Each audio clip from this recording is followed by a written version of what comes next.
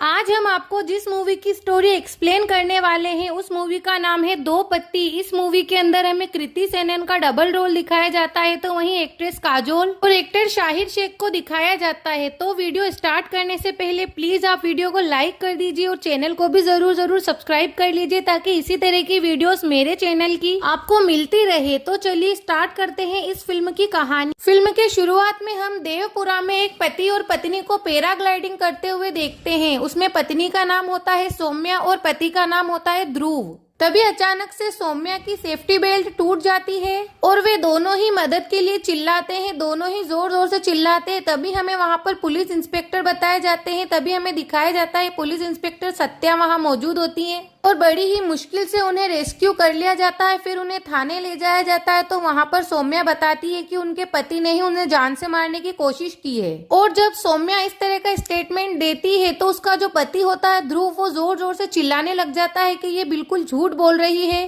ध्रुव चिल्ला कर कहता है कि मैंने ऐसा कुछ भी नहीं किया। फिर यहाँ से कहानी हमें 3 महीने पहले की दिखाई जाती है, जहाँ पर कि हमें देवपुरा थाने में विद्या को बताया जाता है। और अब हम यहाँ पर आपको थोड़ा बहुत विद्या के बारे में भी बता देते हैं। विद्या ने अभी तक शादी नहीं की है, वो सिंगल है और वो पंजाब से बिलोंग करती है। और विद्या के जो फादर थे वो एक जज थे और विद्या ने वकालत की डिग्री भी हासिल की है, यानी कि वो एक वकील भी है। और विद्या का जो भाई होता है वो गलत रास्ते पर चलता है, तो इसके चलते विद्या खुद ही उसका केस लड़ती है और अपने भाई को सजा दिलवाती है। विद्या को इस मूवी के अंदर इस तरह का इंसान बताया गया है जो अपने उसूलों के खिलाफ कभी नहीं जाती। तभी देवपुरा थाने में उसे वहीं से एक कॉल आती है जहाँ पर कि उसे डोमेस्टिक वायलेंस की शिकायत की जाती है। तभी विद्या जब उनके घर पहुँचती है तो वो सौम्या का घर होता है और वहाँ पर उसे सौम्या की अम्मा मिलती है। विद्या वहां पर जाकर कहती है कि हमारे पास इस तरह की कंप्लेन आई है कि आपके घर से मारपीट की आवाजें आती हैं। इस पर सौम्या कहती है कि ऐसा कुछ नहीं है, मैं बिल्कुल ठीक हूँ। सौम्या के सिर पर चोट लगी हुई होती है। तभी विद्या उससे पूछती है कि तुम्हारे सर पर ये चोट कैसे लगी है। इस पर सौम्या कहती है कि किचन की अलमारी खोलते वक्त उसे चोट लगी है। फिर उस वक्त तो विद्या वहां से चली जाती है, पर चोरी छुपकर वो इस परिवार की डिटेल निकालने में लग जाती है। फिर विद्या को ये पता चलता है कि जो सौम्या है वो एक डांस टीचर है और इसका जो हस्बैंड है ध्रुव, वो ऐसे ही आवारागर्दी करता फिरता है, घूमता फिरता है इधर से उधर। और फिर विद्या सौम्या की दुकान पर भी पहुंच जाती है जिसे कि सौम्या के चाचा चला रहे होते हैं। उस शॉप के अंदर विद्या कुछ ऐसा देखती है कि वो एकदम शॉक्ड रह जाती है। उसको यकीन ही नहीं होता कि ये क्या है। दरअसल वो सौम्या की जुड़वा बहन शैली को देखती है जो कि उसकी हमशक्ल होती है, बिल्कुल एक जैसी होती है। विद्या देखती है कि वो दोनों ही बहनें बिल्कुल एक जैसी लगती हैं। उसके बाद विद्या दुकान से बाहर आ जाती है। तभी उसे वहाँ सौम्या की अम्मा मिलती है जो कि उसे अपने साथ पुलिस थाने लेकर चली जाती हैं। और उसकी अम्मा विद्या से कहती है कि आप सौम्या को बचा लीजिए, उसका पति उसे बहुत मारता पीटता है और ये बात वो खुद कभी नहीं कहेगी। और सौम्या की अम्मा फिर बताती है कि मैं उन दोनों की जिंदगी में जब आई थी जब वो दोनों सिर्फ 5 साल की थी। 8 साल की उम्र में ही उनकी माँ की डेथ हो गई थी और सौम्या जो है उसे बचपन से ही सांस की प्रॉब्लम है। इसके बाद उन दोनों ही बहनों में छोटी छोटी सी बातों को लेकर झगड़ा होना स्टार्ट हो गया। सौम्या के पास एक उसकी माँ की घड़ी थी और वही घड़ी शैली को भी चाहिए थी, पर सौम्या की अम्मा वहाँ आकर शैली को समझाती है कि सौम्या बीमार है इसलिए ये घड़ी तुम उसको दे दो। और इसी तरह उन दोनों में हर चीज को लेकर झगड़ा होता था और हर चीज सौम्या को उसकी बीमारी की वजह से मिल जाती थी। और ये सब देखकर शैली धीरे धीरे सौम्या से नफरत करने लगी थी। और एक दिन ये नफरत इतनी ज्यादा बढ़ गई थी कि शैली ने सौम्या को इतना बुरा मारा था कि सौम्या बेहोश हो गई थी। और इसी बात के चलते सौम्या और शैली के पापा ने शैली को हॉस्टल में भिजवा दिया था। और ज्यादा शराब पीने की वजह से सौम्या और शैली के जो फादर होते हैं एक दिन उनकी भी डेथ हो गई। और इसके बाद सौम्या की दिमागी हालत और ज्यादा खराब होने लगी, सांस की बीमारी, ऊंचाई से डर लगना, ये सब होने लगा। तो वहीं शैली ने छुट्टियों में भी घर आना बंद कर दिया था। उसे अपनी बहन से इतनी ज्यादा नफरत थी कि वो अपनी बहन की शक्ल भी नहीं देखना चाहती थी। वो उस घर में सिर्फ तब तक आती थी जब तक उसके पापा जिंदा थे। पर फिर अचानक एक दिन ये खबर आई कि शैली कुछ दिन के बाद घर पर आने वाली है। पर शैली के आने से पहले उनकी जिंदगी में एक तूफान आया जिसका नाम था ध्रुव। ध्रुव की और सौम्या की पहली बार मुलाकात हुई। वो दोनों एक दूसरे के अच्छे दोस्त बन गए, एक दूसरे के साथ टाइम स्पेंड करने लगे। पर सौम्या के मन में कुछ और ही था। सौम्या ध्रुव को एक दोस्त से कुछ ज्यादा मानने लगी थी, तो वहीं ध्रुव भी सौम्या को पैराग्लाइडिंग पर लेकर जाता है। पर जब सौम्या उसे कहती है कि उसे ऊंचाई से डर लगता है, इस तरह ध्रुव उसकी हर बात का ख्याल रखने लगा था। और सौम्या ने भी ध्रुव को अपने पूरे परिवार से मिलवाया था। फिर वो वक्त आ जाता है जिस वक्त शैली घर पर आती है, और शैली को देखते ही सौम्या और उसकी अम्मा के चेहरे का पूरी तरह से रंग उड़ जाता है, क्योंकि शैली इस बार घर आती है वो इस मकसद से आती है कि सौम्या का सब कुछ छीन लेगी इस बार। और शैली को देखकर ऐसा भी लगता था कि मानो वो ध्रुव को पसंद करती है। वो बार बार सौम्या से ध्रुव की ही बात किया करती थी। सौम्या को इस बात की काफी टेंशन रहती थी, और धीरे धीरे शैली और ध्रुव की भी दोस्ती होना शुरू हो जाती है। उन दोनों को एक साथ देख सौम्या काफी ज्यादा दुखी होती है, और शैली को देखकर ऐसा साफ साफ लगता था कि वो ये सब जानबूझकर करती है। उसे अपनी बहन को दुखी करना बहुत अच्छा लगता था। एक दिन ध्रुव के घर में एक मिनिस्टर आता है जो कि किसी बिजनेस के बारे में बात करने वाला होता है, और ध्रुव जो होता है वो हरियाणा का रहने वाला होता है। और ध्रुव यहाँ पर किस लिए रह रहा है ये हमें आगे पता चल जाएगा। और उस मिनिस्टर के सामने ही शैली ध्रुव के घर में पार्टी करती है, और वो जो मिनिस्टर होता है वो ये सारी खबर ध्रुव के पापा तक पहुंचा देता है।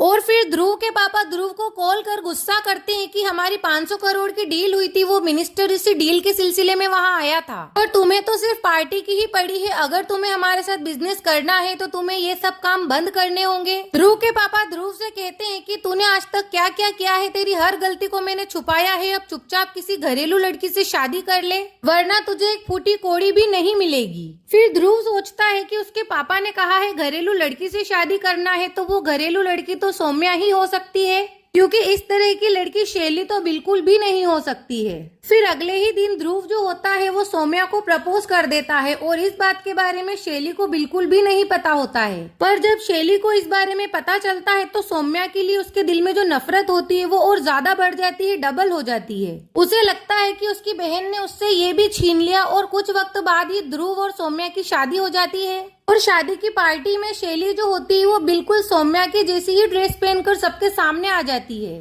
सब लोग धोखा खा जाते हैं कि आखिर दुल्हन कौन है और शैली कौन है। और फिर शादी होने के बाद थोड़े टाइम तो सब कुछ ठीक ठाक चल रहा होता है, पर 2 महीने बाद ही अचानक से ध्रुव का गुस्सा बढ़ने लगता है, उसका काम भी बिगड़ने लगता है। तो वहीं वो सौम्या पर हाथ भी उठाने लगता है, और सौम्या इस तरह की लड़की है कि वो ये सब कुछ कभी नहीं बताएगी, वो हर तरह से अपनी शादी को बचाएगी। फिर विद्या सौम्या की अम्मा से कहती है कि आपने हमें स्टोरी तो सुना दी, पर हमें प्रूफ चाहिए। आप कुछ ऐसा कीजिए कि जिससे हमारे हाथ कोई सबूत लग सके, कोई रिकॉर्डिंग या कोई उनकी ऑडियो रिकॉर्डिंग। फिर उनके बीच फाइनल होता है कि वो इस बार वीडियो बनाएगी। फिर वहाँ से अम्मा घर पर चली जाती हैं। घर जाकर जब वो शैली से पूछती हैं कि तुम हॉस्टल वापस कब जा रही हो, पर शैली जो होती है वो बोलती है कि जब ध्रुव बोलेगा मैं तब यहाँ से जाऊंगी, क्योंकि ध्रुव ने मुझसे कहा है कि तुम यहीं पर मेरे साथ ही रहो। फिर इसके बाद जो सौम्या की अम्मा होती है वो सब्जी में जानबूझकर ज्यादा मिर्च डाल देती है, क्योंकि उस दिन ध्रुव का कोई क्लाइंट डिनर पर आने वाला होता है। और वो क्लाइंट जैसे ही खाना खाता है तो उसे इतनी जोर से मिर्ची लगती है कि वो जोर जोर से चिल्लाने लग जाता है। और इस बात के ऊपर ध्रुव जो होता है वो सौम्या पर काफी ज्यादा गुस्सा करता है। और जब रात होती है तो ध्रुव अपने कमरे में जाता है और सौम्या के साथ बदतमीजी करने लगता है, उसके साथ मारपीट। हालांकि उसको पता होता है कि हो सकता है कोई हमें देख रहा होगा, इसलिए वो ज्यादा मारपीट नहीं करता, सिर्फ सौम्या का हाथ मोड़ देता है। और फिर बाद में वो दरवाजा बंद कर सौम्या की बहुत ज्यादा पिटाई करता है, उसे हद से ज्यादा मारपीट करता है। और सौम्या की अम्मा जो रिकॉर्डिंग करने वाली होती है वो नहीं हो पाती है, क्योंकि ध्रुव दरवाजा बंद कर लेता है। इसके बाद अगले दिन सौम्या जब अपनी अम्मा के साथ ट्रीटमेंट करवाने के लिए बाहर निकलती है तो उसे फिर से विद्या मिल जाती है। विद्या सौम्या को देखती है और सौम्या को समझाती है कि आखिर तुम अपने पति के खिलाफ कंप्लेन क्यों नहीं करती। मुझे सब कुछ पता है कि तुम्हारे साथ क्या हो रहा है, तुम्हारे साथ कैसा व्यवहार होता है।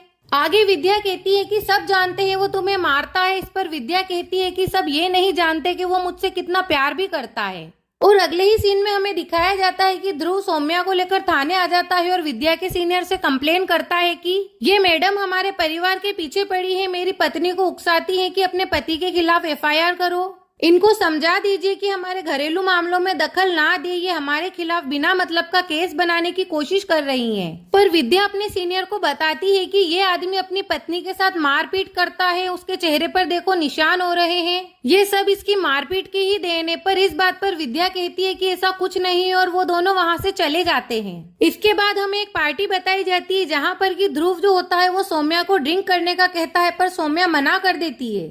इस बात पर ध्रुव सौम्या की बहुत ज्यादा बेइज्जती करता है, पर सौम्या जो होती है कुछ नहीं कहती। वो वहाँ से सिर्फ चुपचाप उठकर बाथरूम में चली जाती है। वहाँ जाने के बाद वो शैली से कहती है कि तुम मेरी और ध्रुव की जिंदगी से चली क्यों नहीं जाती। इस पर शैली कहती है कि क्या मेरे जाने से तुम्हारी जिंदगी में सब कुछ ठीक हो जाएगा। इस पर सौम्या कहती है कि हाँ बिल्कुल हो जाएगा, हम बेबी प्लान कर रहे हैं, अब हम फैमिली स्टार्ट करने वाले हैं। इसके अगले ही दिन ध्रुव को बताते हैं कि एक हफ्ते के लिए उसको किसी काम से बाहर जाना होता है। तभी सौम्या उससे कहती है कि अब हमें बच्चा प्लान कर लेना चाहिए। इस बात पर ध्रुव सौम्या पर काफी ज्यादा गुस्सा करता है और कहता है कि मुझे तुम जैसी बीमार पत्नी नहीं चाहिए थी, मैंने तुम्हें चुनने में गलती कर दी। अच्छा होता अगर मैं तुम्हारी जगह तुम्हारी बहन से शादी कर लेता। और इसी बात पर दोनों में फिर से झगड़ा स्टार्ट हो जाता है और ध्रुव इस बार तो सौम्या को सीढ़ियों से नीचे फेंक देता है।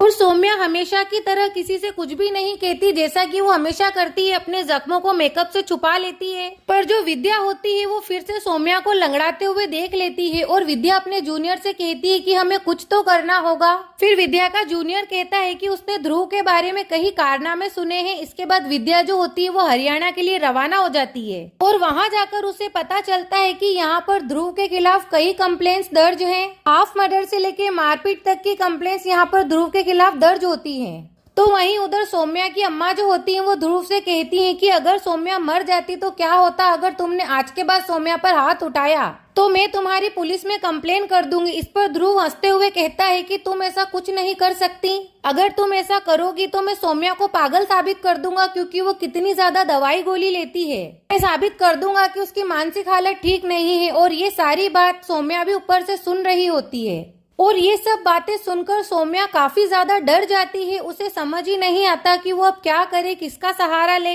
और फिर वो अपनी माँ की फोटो साफ कर उनसे कुछ बात करने लग जाती है। तभी वहाँ पर शैली आती है और शैली सौम्या से कहती है कि तुम ध्रुव को छोड़ क्यों नहीं देती, वो तुम्हें इतना मारता पीटता है। पर सौम्या शैली की बात का कोई जवाब नहीं देती। उसके बाद शैली जो होती है वो रात को ध्रुव को ये बताती है कि वो थानेदारनी यानी कि विद्या हरियाणा गई थी तुम्हारी जांच पड़ताल करने। इस बात पर ध्रुव गुस्सा होकर विद्या के घर पहुंच जाता है और वहां जाकर विद्या को धमकी देकर आता है। अगले ही दिन विद्या सौम्या और ध्रुव को थाने में बुलवाती है, अपने सीनियर के सामने पेश करती है और अपने सीनियर को बताती है कि ये हरियाणा से भागकर आया है, वहाँ पर इसके खिलाफ अटेम्प्ट टू मर्डर के कई केस दर्ज हैं। और वो सौम्या से कहती है कि तुझे भी जान से मार देगा, अब तो सच बोलो। इस पर सौम्या कहती है कि हमारे बीच सब कुछ ठीक है। और अगले ही दिन होली होती है, जिस दिन सौम्या की जो अम्मा होती है वो विद्या को कॉल कर होली पर बुलाती है और सौम्या की अम्मा विद्या को बताती है कि ध्रुव सौम्या को लेकर कहीं गया है और उन्हें बहुत ज्यादा टेंशन हो रही है। वो अकेले ही गया है और वो वैली पॉइंट पर गए हैं। और फिर शैली भी उनके साथ वहाँ पहुँचती है तो वो वहाँ जाकर देखते हैं कि सौम्या और ध्रुव हेल्प मांग रहे होते हैं। और ये वही सीन है जो हमने मूवी की स्टार्टिंग में देखा था। और फिर विद्या ध्रुव को अरेस्ट कर देती है और फाइनली सौम्या भी तंग आकर ध्रुव के खिलाफ FIR लिखवा ही देती है। फिर थाने के अंदर ध्रुव के जो फादर होते हैं वो अपने वकील के साथ आते हैं और वो ध्रुव से कहते हैं कि तुम टेंशन मत लो, हम जल्द से जल्द तुम्हें रिहा करवा लेंगे। और विद्या सौम्या का केस खुद ही लड़ती है क्योंकि वो एक वकील भी होती है।